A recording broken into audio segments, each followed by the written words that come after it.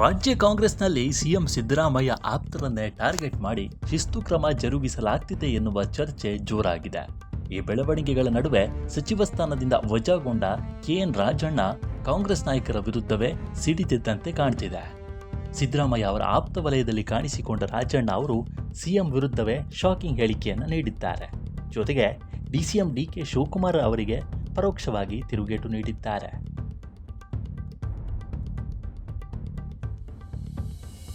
ಬೆಂಗಳೂರಿನಲ್ಲಿ ಮಾತನಾಡಿದ ಕೆಎನ್ ರಾಜಣ್ಣ, ಯಾರೆಲ್ಲ ಪಕ್ಷಕ್ಕೆ ನಿಷ್ಠೆಯಿಂದ ಇರ್ತಾರೆ ಅವರ ವಿರುದ್ಧ ಕ್ರಮ ಆಗ್ತಿದೆ.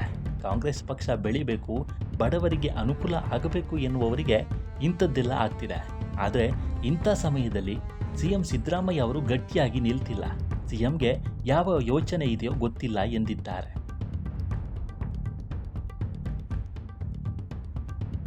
ಸಿಎಂ ಸಿದ್ದರಾಮಯ್ಯ ಅವರಿಂದ ಇಂಥ ಅಸಹಾಯಕತೆಯನ್ನು ನಿರೀಕ್ಷೆ ಮಾಡಿರಲಿಲ್ಲ. ಸಿದ್ದರಾಮಯ್ಯ ತಟಸ್ಥ ಧೋರಣೆ ಯಾಕೆ ತಾಳಿದ್ದಾರೋ ಗೊತ್ತಿಲ್ಲ. ಧ್ವನಿ ಕುಗ್ಗಿದಾಗ ಅಸಹಾಯತೆ ಆಗುತ್ತದೆ.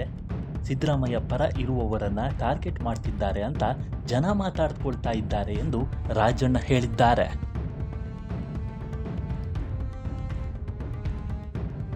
ಅಷ್ಟೇ ಅಲ್ಲದೆ, ದೊರೆ ಮಾಡಿದ್ದಕ್ಕೆ ದಂಡ ಇಲ್ಲ. ಯಾರು ರಾಹುಲ್ ಗಾಂಧಿ ಎನ್ನುವವರ ಜೊತೆ ವೇದಿಕೆ ಹಂಚಿಕೊಂಡಿದ್ದು ಪಕ್ಷದ ಶಿಸ್ತ ಎಂದು ರಾಜಣ್ಣ ಹೇಳಿದ್ದಾರೆ.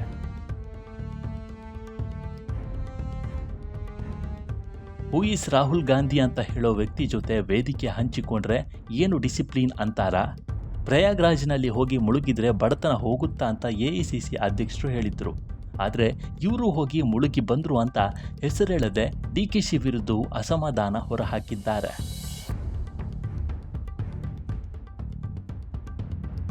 ಡಿಕೆ ಶಿವಕುಮಾರ್ ಹಾಗೂ ಸತೀಶ್ ಜಾರಕಿಹೊಳಿ ಭೇಟಿ ಬಗ್ಗೆ ಮಾತನಾಡಿದ ರಾಜಣ್ಣ, ಸತೀಶ್ ಜಾರಕಿಹೊಳಿ ಮತ್ತು ಡಿಕೆಶಿ ಎಲ್ಲರೂ ಕ್ಯಾಬಿನೆಟ್ ಸದಸ್ಯರು. ಯಾರು ಯಾರನ್ನ ಬೇಕಾದರೂ ಭೇಟಿ ಮಾಡಿದರೂ ತಪ್ಪಾಗಿ ಭಾವಿಸಬಾರದು. ಯಾವ ಅಜೆಂಡಾ ಇಟ್ಟುಕೊಂಡು ಮಾತಾಡ್ತಾರೆ ನನಗೆ ಗೊತ್ತಿಲ್ಲ ಎಂದಿದ್ದಾರೆ.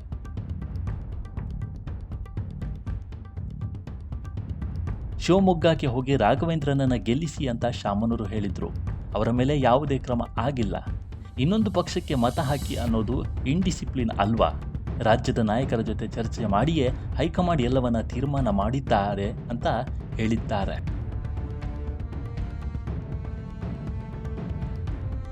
ಇದೆಲ್ಲದರ ಜೊತೆಗೆ ನನಗೆ ಮತ್ತೆ ಸಚಿವ ಆಗುವ ಆಸೆ ಇಲ್ಲ, ಆಗೋದೂ ಇಲ್ಲ ಅಂತ ರಾಜಣ್ಣ ಅಚ್ಚರಿಯ ಹೇಳಿಕೆ ನೀಡಿದ್ದಾರೆ.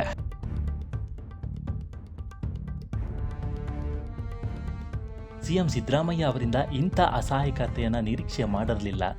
ಸಿದ್ದರಾಮಯ್ಯ ತಟಸ್ಥ ಧೋರಣೆ ಯಾಕೆ ತಾಳಿದ್ದಾರೋ ಗೊತ್ತಿಲ್ಲ. ಧ್ವನಿ ಕುಗ್ಗಿದಾಗ ಅಸಹಾಯತೆ ಆಗುತ್ತದೆ. ಸಿದ್ದರಾಮಯ್ಯ ಪರ ಇರುವವರನ್ನ ಟಾರ್ಗೆಟ್ ಮಾಡ್ತಿದ್ದಾರೆ ಅಂತ ಜನ ಮಾತಾಡ್ಕೊಳ್ತಾ ಇದ್ದಾರೆ ಎಂದು ರಾಜಣ್ಣ ಹೇಳಿದ್ದಾರೆ.